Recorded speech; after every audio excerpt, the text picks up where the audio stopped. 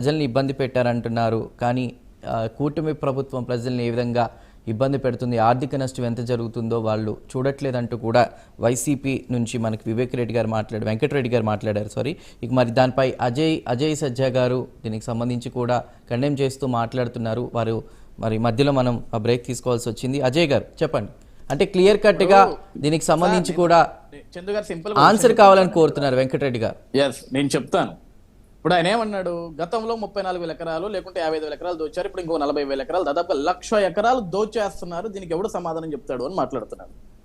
Sir 1,00,000 ఎకరాలు దోచేస్తున్నారు, 1,00,000 ఎకరాలు దోచేస్తున్నారని వీళ్ళు గుడ్డగాల్చి మొక్క మీద వేయటం తప్ప ఒక్కటి కూడా నిరూపించే సత్తైలలో ఒక్కడికి ఉండదు.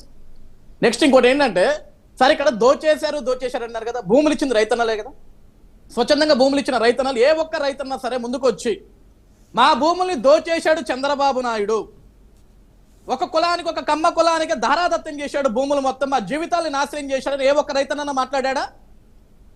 సార్ భూములు ఇచ్చిన రైతన్నలు మాకు రాష్ట్ర రాజధాని అమరావతి కావాలని చెప్పేసి జగన్ ముఖ్యమంత్రిగా ఉన్నన్ని రోజులు పోరాడారు కదా సార్. 3 రాజధానులు అని చెప్పేసి దీనికి ఆపోజిట్ లో ఒక టెంట్ వేశారు సార్ వీళ్ళు రెచ్చగొట్టడానికి. ఈ రోజు ఎందుకే లేదు సార్ టెంట్లు? టెంట్లు దొరకలేదా వీళ్ళకి? టెంట్లు కొనుక్కునేదానికి డబ్బులు లేవా? ఎందుకు సార్? ఇప్పుడు వెంకటరెడ్డే ఉన్నాడు సార్, ఇక్కడ 3 రాజధానుల మీద జగన్మోహన్ రెడ్డి తీసుకొచ్చినప్పుడు బాగా ప్రేమ కురిపించాడు. ఎందుకు సార్ ఈ 10 నెలల కాలంలో వెంకటరెడ్డి ఒక టెంట్ వేసుకొని 3 రాజధానుల కోసం నేను ప్రాణత్యాగం చేస్తా, యుద్ధం చేస్తాను ఎందుకు కూర్చోలేదు సార్ ఈ పెద్ద మనిషి? ఆ రోజు గుర్తు రాలేదు సార్? సార్ ఇప్పుడు ఒకటి వీళ్ళు ఎంతసేపు ఆరోపణలు చేయటం, నిందలు వేయటం, లక్షల ఎకరాలు దోచేస్తారు, దారాదత్తం చేస్తున్నారు, బాలకృష్ణకి ఇచ్చారు, నారాయణకి ఇచ్చారు, చంద్రబాబు దోచేస్తారని మాట్లాడుతున్నారు తప్ప 2019 నుంచి 2024 వరకు జగన్మోహన్ రెడ్డి ముఖ్యమంత్రిగా ఉన్నప్పుడు ఒక్క ఎకరా భూమి లేకుంటే ఒక్క సెంటు భూమి గురించి వెంకటరెడ్డి గాని జగన్మోహన్ రెడ్డి గాని ఇంకెవడన్నా నిరూపించగలిగాడా? లేదు కదా సార్. వీళ్ళు ఇట్లా అబద్ధాలు చెప్పే, తప్పుడు ఆరోపణలు చేసే, తప్పుడు మాటలు చెప్పారు కాబట్టి 151 స్థానాలు ఉన్న జగన్ ఈడ్చి కొడితే 11లో పడ్డాడు.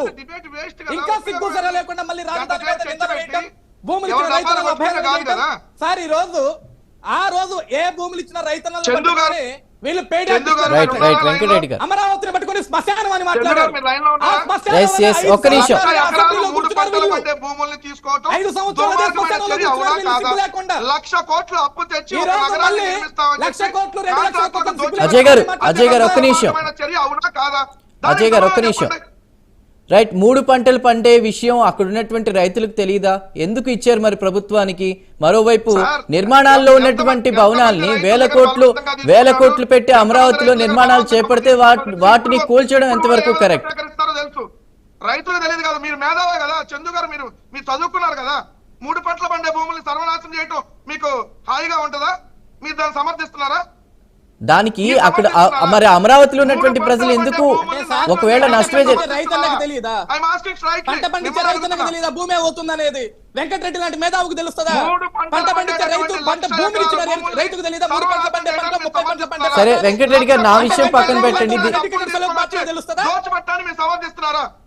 వాళ్ళంటే చెప్పరు. భూమి ఇచ్చేటోళ్ళు లేడు ఇక్కడ ఈ రాష్ట్రంలో. ఈయన మాట్లాడతాడు ఇక్కడికి.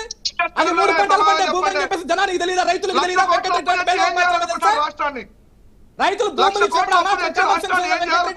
రైట్, ప్రధానికి తెలియదు అంటారా? కాదు ఒక్క నిమిషం అజయ్ గారు, ప్రధానికి తెలీదా? ముఖ్యమంత్రికి తెలీదా? చదువుకున్న మేధావులు చాలా మంది ఉన్నారు, వాళ్ళందరికీ తెలీదా? మీకొక్కరికి తెలిసి వచ్చిందా అండి నిర్మాణాలు కూల్చడం ఏంటి? రైట్ మరి మీ ప్రశ్న, మరి బాలకోట గారు ఉన్నారు, వారు ఎంతో దీనికి సంబంధించి కీలకంగా ఉన్నారు.